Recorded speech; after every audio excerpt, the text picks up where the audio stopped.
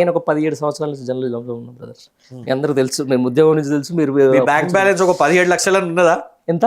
17 లక్షలు 17 సంవత్సరాల నుంచి ఉన్నారుగా. పిల్లల ఫీజు ఇప్పుడు 32,000 కట్టాలి. ఇంతవరకు దిక్కు దివానలేదు. ఎట్లా సాధ్యమన్నా?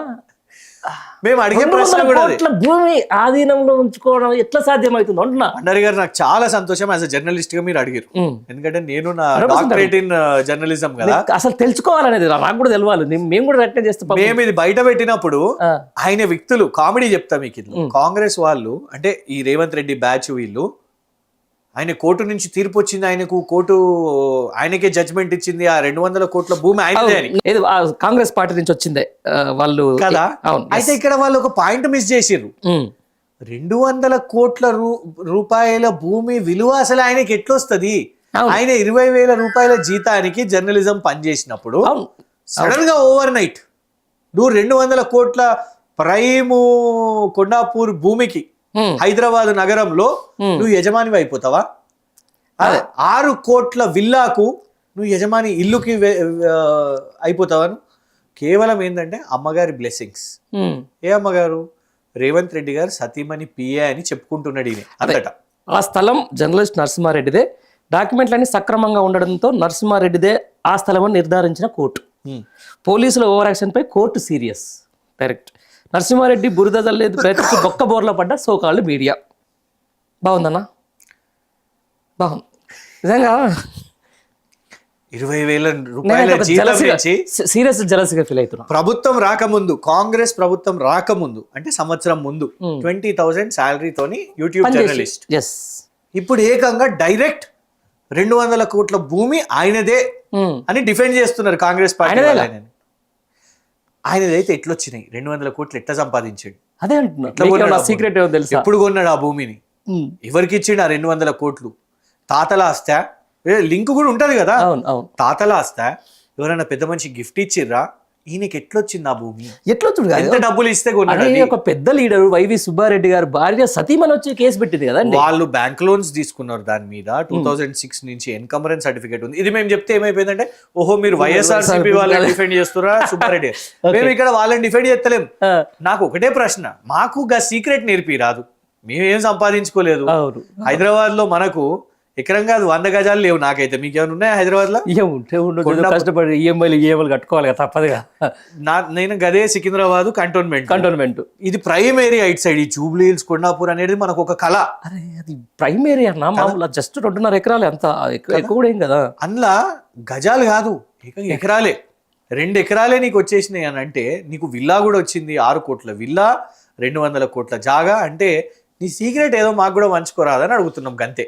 రేవంత్ రెడ్డి గారి సో కాల్డ్ వారి సతీమణి పిఏ ఈ నరసింహారెడ్డి గారిని. అవునా, మంచిగా చూసుకుంటుండేమో, నమ్ముకున్నందుకు చేస్తుండేమో. అంటే నిజంగా కూడా వాళ్ళు ఏ విధంగా అయితే మొన్న కొడంగల్ రైతుల విషయం మీద కూడా డిఫెండ్ చేయడానికి వచ్చే ప్రయత్నం చేసిండో అక్కడనే మాకు అర్థమైపోయింది. వీళ్ళంతా కూడా ఈ రియల్ ఎస్టేట్ దందాలల్లో ఈ మీద పడ్డారు కాబట్టి ఇవాళ వాళ్ళ అజెండా ఎంతసేపు ప్రభుత్వంలోకి వచ్చి ఎట్లా చేద్దామా. యాజ్ అ జర్నలిస్ట్ మీరు ఇప్పుడు నాకు తెలిసి ఇప్పటి వరకు వ్యక్తిగతంగా రేవంత్ రెడ్డిని దూషించలేదు, కానీ ఈ నరసింహారెడ్డి అనే వ్యక్తి ఒక జర్నలిస్ట్ అని పక్కన పెట్టి కూడా ఇష్టం వచ్చినట్టు అడ్డమైన మాటలు కేసీఆర్ గారిని, కేటీఆర్ గారిని మాట్లాడారు. వాళ్ళ అజెండా ఎంతసేపు ఏంటంటే ఈ ముఠా, డెఫినెట్ గా ముఠా అంటున్నా, ఈ ముఠా కూడా అందరు వచ్చి ఇవాళ అంత సెటిల్మెంట్లు, దందాలు వీటి మీదనే పడ్డారు కాబట్టి ఈ ముఠా. అందుకే కదా ఆయన రోహిన్ రెడ్డి అనే వ్యక్తి, ఆయన ఎమ్మెల్యే కాదు, ఎమ్మెల్సీ కాదు, కార్పొరేటర్ కాదు, వాళ్ళ పార్టీ నాయకుడు, కానీ ప్రతి ప్రపంచ విజిట్ లో ప్రోటోకాల్లో కనిపిస్తున్నాడు మీకు. ప్రతి దాంట్లో లండన్, దుబాయ్, దావోస్ ఎక్కడైనా కూడా చార్టర్డ్ ఫ్లైట్ లో కూర్చుంటాడు, అంతటా కూర్చుంటారు. సో ఇక మరి ఏం ఒప్పందాలు, ఎవరు ఏం వ్యాపారాలు చేసుకుంటారో అది రేవంత్ రెడ్డి గారికి ఎరక. అంతేనా? ఇప్పుడు ఆ రోహిన్ రెడ్డిలో ఇప్పుడు దానం నాగేంద్ర రెడ్డి దాకా వచ్చిందట కదా. అవునా? అందుకే దానం నాగేంద్ర గారు ఈ మధ్య కొంచెం నారాజు ఉన్నట్టు. నారాజు హైదరాబాద్ మీద మొన్న అలచల చేస్తున్నాడు కదా. కేసీఆర్ ఉంటే బాగుండని అని చెప్పేసి అంటున్నాడు కదా. మళ్ళీ ఇక మనం అందుకే తెలుసుకోవాలి. వాళ్ళు మీరేమో అది అంటున్నారు, కొంతమంది ఏమంటారు లేదు ఒక 4 ఫైళ్లు రేవంత్ రెడ్డి గారు పెండింగ్ లో ఉన్నాయి, బ్లాక్మెయిల్ చేస్తున్నాడు అని చెప్పేసి మీ పార్టీ నేతలు కొంతమంది అంటున్నారు. ఉండొచ్చు, ఎంతమంది పోయి కలిసింది కాబట్టి. చూడండి, యాజ్ ఆఫ్ నౌ అయితే మేము డెఫినెట్ గా వాళ్ళది ఒకటి చెప్పాలి, మేమైతే ఖచ్చితంగా బై ఎలక్షన్స్ వస్తాయని అంటాం. ఎందుకంటే ఎదురు చూస్తారేమో మా కార్యకర్తలు అహర్నిశలు పనిచేస్తే అక్కడి ఓటర్లు పెద్దలు దేవుళ్ళు ఓటర్ దేవుళ్ళు అందరూ కూడా మా పార్టీ నాయకుని కేసీఆర్ గారి పనిని మా కేటీఆర్ గారి పనిని హైదరాబాద్లో చూసి కారు గుర్తుకు ఓటేసారు. వీళ్ళందరూ డెఫినెట్గా మా పార్టీ సింబల్తో గెలిచిన వాళ్ళు. సో మీరు దాని ముందు రోజు కూడా ఏమేమి మాటలు మాట్లాడారు, పుకార్లు వచ్చినప్పుడు మేము బోము ఇది అది అనేసి.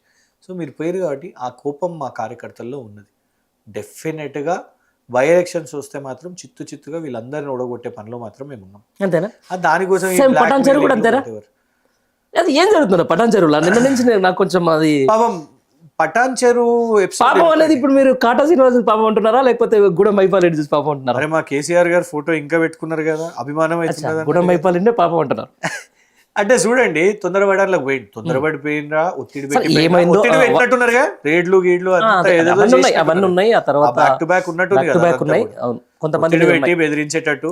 నేను పాపం అని ఎందుకు అంటున్నా అంటే అందులోకి వెయినకి అలా కాంగ్రెస్ వాళ్ళు చూడండి, అలాగే ఆయన ఉద్దరణ పెడుతుంది ఇష్టం బండబూతులు కదా. నిన్న మన టీం కూడా పోయింది, అసలు బయట నేనే కొన్ని వేయలేకపోయినా. మరి అవసరమా మైపాలన్నకు గాలతో మాటలు పడు అవసరమా? అంటే వాళ్ళు ఏదో ఒత్తిడి పెట్టిరు అదంతా.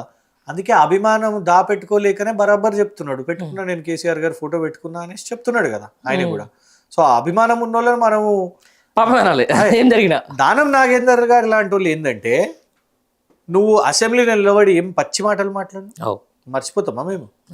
మర్చిపోతామా? మర్చిపోం కదా. డెఫినెట్గా మా కార్యకర్తలకు మాకందరికి కూడా గుర్తుంటుంది కదా, ఆ ఆవేశం మాకు ఉంటుంది కదా. సో ఖచ్చితంగా ఆ కేసు వేరే ఉంటుంది, ఈ కేసు వేరే ఉంటుంది. ఇలా తెలంగాణ ప్రజలు అన్నీ కూడా అబ్జర్వ్ చేస్తుంటారు. సో గ్రాటిట్యూడ్ ఎవరికి ఉంది అల్టిమేట్గా? అవును నాకు వీళ్ళు గెలిపించారు, కానీ కొన్ని పరిస్థితులు నా మీద జరిగిన ఒత్తిడి ఇదంతా.